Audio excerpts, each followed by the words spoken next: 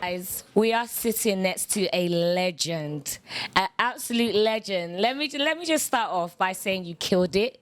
You killed it, you killed it. I love the performance. Not only were you like singing and playing, you will dance, give us a whole show. So please introduce yourself to the one and only Bright Night family. Simply, my name is Dele Sosimi.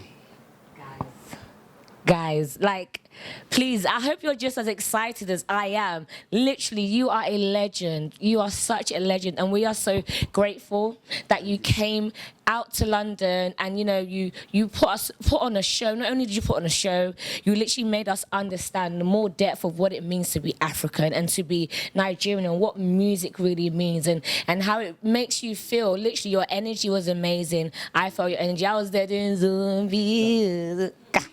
Hey, hey, hey, hey.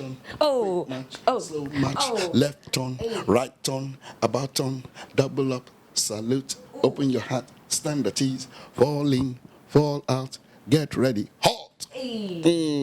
That way. Look at that. Look at that. We even got a freestyle for you guys. This is what I'm talking about. Oh, my God. I used to like to say, if you call yourself a jazz musician, there's something called the real book of jazz or the fake book of jazz. It has over 200 200 or more songs in it. Jazz original songs. If you cannot play three-quarters of those songs, three-quarter of the number of songs in that book, you cannot consider yourself a jazz musician. Off the top of your head, you must have learned, played them, know the chord changes, know everything. You can play them in your sleep. You can play them with your eyes closed. Then you can't call yourself. I also say, if you call yourself an Afrobeat musician, we have the template. Fela left us over 150 songs. You need to know at least 100. Wow. At least 100. So I'm getting there. I grew up, in all honesty, I grew up on Fela because my parents are a huge fan. Most Nigerians are. Waki and die. Ode. Woi. Mugbeba sile. Oba mi jẹ tán. Tẹmẹnẹ. Ole. Eba mi le lọ. Tẹgẹnẹ. Eba mi le kúrò nílé rí o. Eba mi le kúrò nílé mi o. And etc. Listen, his music just uplifts your spirit. It just does something to you, doesn't it? It just something about. It just courses through your persona and sort of like cleanses you and puts you in a state of it's all good. No matter what. If you didn't pay your bills, you got a parking ticket yesterday, you're worrying about it. When you hear that music, it's like, you know what? It's all good. You cannot come and kill yourself. I can't come and die. I mean, last, everybody will be all right. Like, it will be all good. Let me just dance. Enjoying yourself. Let me walk up a sweat. let me invent some new moves to this music. No, I love Fela. Honestly, he is a legend, and I think I literally feel like in UK they have not quite gotten the cocoa of Fela.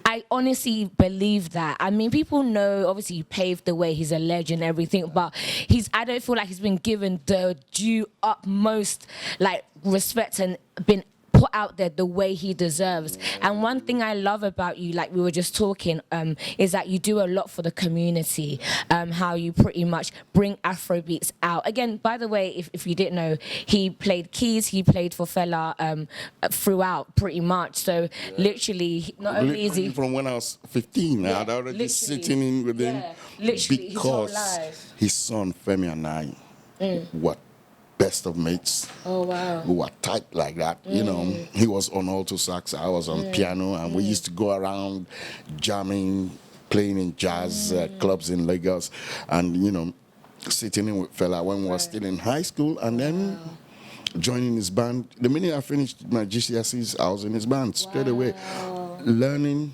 deconstructing his music, reconstructing it back together, looking at how it clicks, how it walks, how does he make that tapestry walk so well? So He's a genius. yeah. He's a genius, honestly. We're still going back to take bits and bobs they're from recycling. They're recycling his stuff, and I don't think it's a bad thing. I think he'll be happy because again, not only are we bringing him back to the forefront and bringing him back to top to be to the conversation, but also we're showing our respect and literally just honoring him and by sampling his stuff. So I think he'll be happy, and as you said, you're glad because some artists don't like when other people use their stuff. No, I think he would be very proud to know that he's still considered relative in this day and age, and he's never even been so popular. Right now, people are still talking about. Even Burna Boy. Burna Boy talks a lot about him, No, Burna Boy loves him. I feel like I know. Whenever he's talking about Fela, I feel the love coming through, and I'm he's a super fan. Like you could tell that he's his inspiration, and that's what Fela did. He literally inspired people, men and women, musically, and as you said, just even having a bad day, just to uplift people's spirit. And that's one thing we all love about Fela. So let's dive into the community. Are you based in UK or you're based in London? So in London, he does so much work, and again, just pushing Afro beats, pushing African music to the forefront, and literally to the kids, because the kids, the millennials, I don't know, Generation X, we gotta teach them something because this can't die. Afro beats cannot die, and the most important thing is don't forget that you got to learn an instrument. You got to play an instrument. A collective of people playing instruments, visually you're stimulated, and then orally you're stimulated. There's nothing better. And then the dancers, and then colors on stage, all that. When you're looking at that work, it's a great pleasure to celebrate Fela with his original tracks, and this one is one that still resonates all over the world today, and it's called Black Man's Cry.